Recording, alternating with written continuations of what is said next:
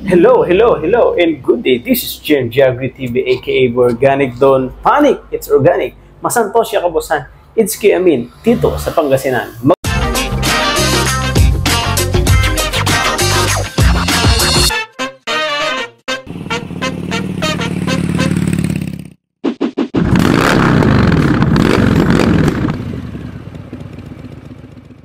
Magandang umaga, tanghali, gabi, hapon sa ating lahat mga kasaksid.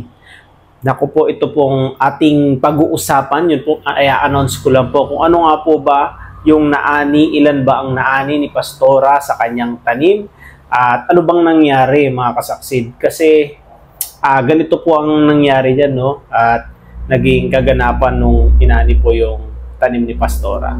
So, pero bago po muna yon, please like, comment, and subscribe sa ating YouTube channel, and please click the notification bell para lagi po kayong updated sa lahat po ng ating video.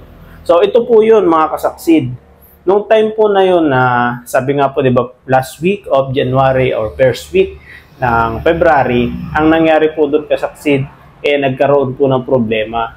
Actually po, hindi po tayo nakapunta doon sa mismong anihan po ni Pastora na gustong-gusto po sana talaga natin punta para pakita natin kung ilan po yung aanihin talaga ng kanyang tanim. Pero sa hindi po nating inaasahan, ang nangyari po doon sa tanim po ni Pastora, umulan po ng malakas doon sa lugar niya na nagdulot po ng biglang pagyuko po. Ang yumuko po doon sa tanim po niya is yung bigante. Opo, tumumba yung mga bigante at umagos din po yung tubig doon kasi daan rin po ng tubig doon sa kanya. Umagos po yung tubig doon. Kaya napilitan po sila na harvestin na po agad. Nang time na rin po na yun mga kasaksid, si Pastora, yun nga po, lagi siyang umaalis, lagi siyang may meeting, lagi siyang mayroong event na pinupuntahan.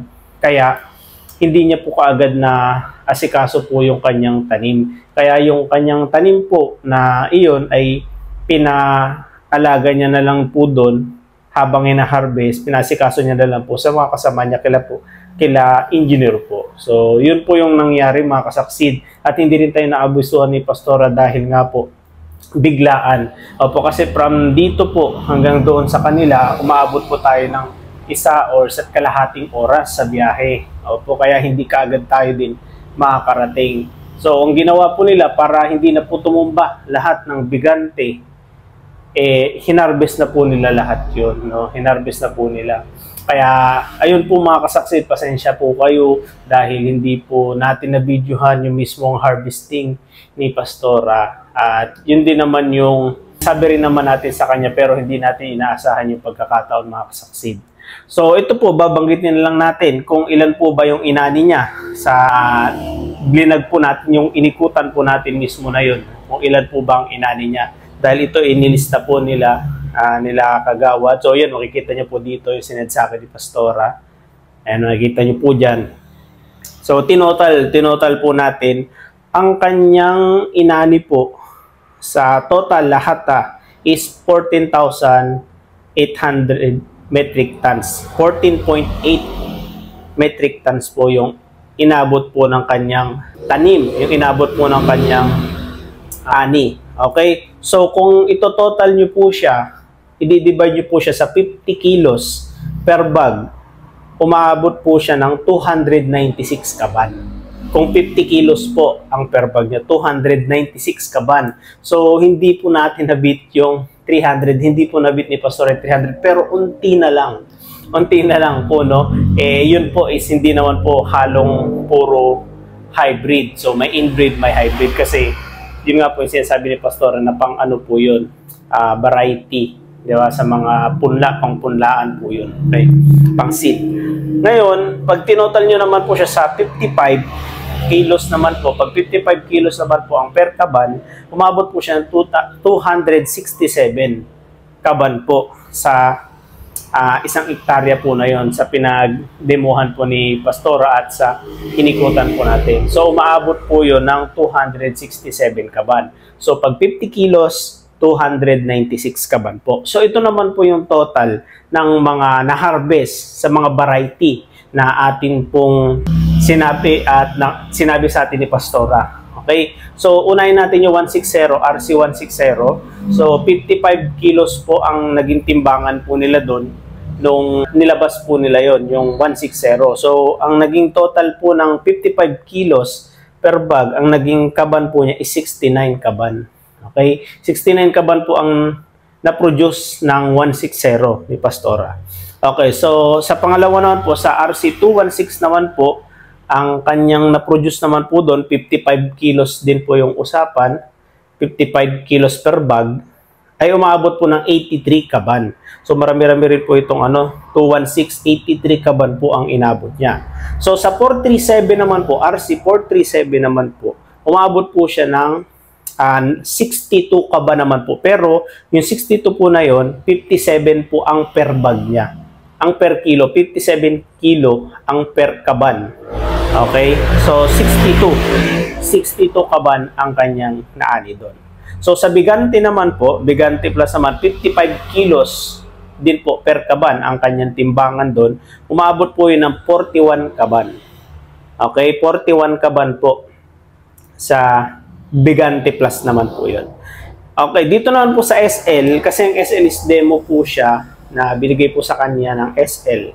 Okay, sa SL68, 55 kilos din po ang naging timbangan po nila. 1 kilo po ata ito na binigay. Lumabas po siya na 6 kaban. So, 6 na kaban po ang na-produce po niya. 55 po ang per kaban. Okay? Sa SL19 naman po, 55 kilos din po yung per kaban niya. Umabot po siya ng 6.5 kaban. So, yun po yung mga na-harvest po lahat po ni Pastora. Kaya umaabot po siya ng 14.8 tons. Opo.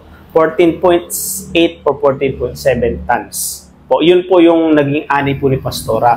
Kaya ang naging lang din po natin yan, hindi natin po siya na-vlog dahil nagbigla ang gano'n naman po. Doon sa Alaminos, biglang umulan daw po na hindi nila yung panahon na timing na si Pastora naman po, wala po doon. Okay, wala po siya doon habang pinapaharvest. Ang naandun lang po sila, engineer, yun po yung makasamahan ni Pastora. Sila po yung nag-asikaso doon ng po. Pero still, still nakabawi pa rin po, muntik lang makapasok sa 300 kaban, 14.8 metric ton. So hindi na po biro yun para sa ating mga kasaksid po, no.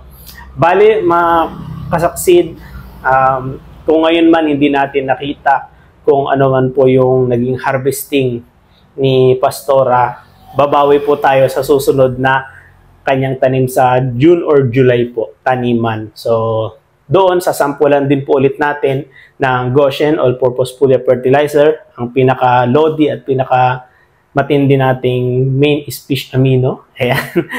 Tumitrending po yan. Kasi pag sinabi, alam mo naman po natin, pag fish amino ang ginamit, talagang maganda po yun. Katulad sa ginagawa ni Sir Bulos. So, yun po mga kasaksid.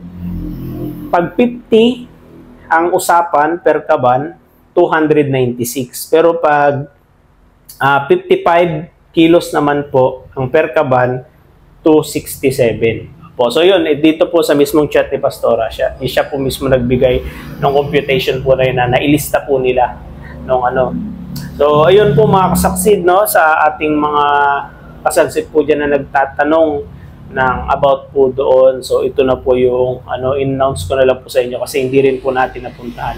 Pasensya na po kayo doon mga kasaksid. Kaya sa mga nagko-comment din po dyan sa atin ng sabi bakit daw 300, lalo kay Sir Bulos, hindi raw totoo yun na ganun daw yun, hindi raw totoo na at malabong mangyari daw na umaabot siya ng 300 plus. So si Sir Bulos po, explain ko lang po, siya po yung na-awardan ng DA. Okay, na siya ang base po yun sa record, no? Hindi naman po mag-award ng DA nang hindi po sila nag-base doon sa record sa max production ni Sir Bulos. So nanalo po siya po yung nanalo ng kung nakita niyo po doon sa plaque, sa award ng is 300,000 po, no? So award po yun ng DA sa kanya at totoo po yun na 339 kaban po ang inani niya makasaksid.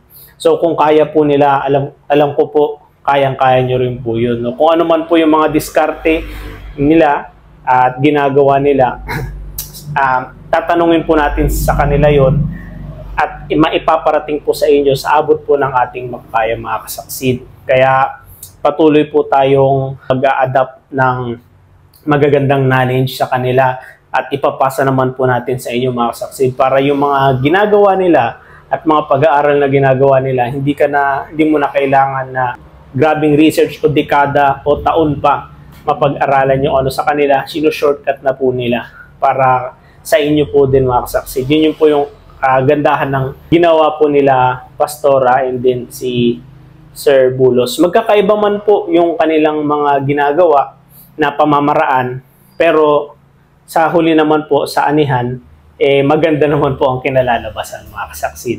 So, yun po ang magiging ano natin. So, sa nagtatanong po, kasi dalawa po, ang banggitin ko na rin po ito, no? Dalawa po kasi yung magkaiba kasing paraan sila, si Pastora at si Sir Bulos sa paggamit po ng foliar fertilizer when it comes po sa, yun nga po sa paa. So sa paa kay Sir Bulos po, ang naging diskarte naman po niya doon, every 10 days mula sa punla hanggang sa harvest po yun. So maabot po siya ng 10 or 12 na load na application hanggang sa anihan po. Siguro yung nagdadawa na pag nakayuko na, nasa 72 days or 70 pataas na po yun, ganyan. Yun po yung pinakalas niya.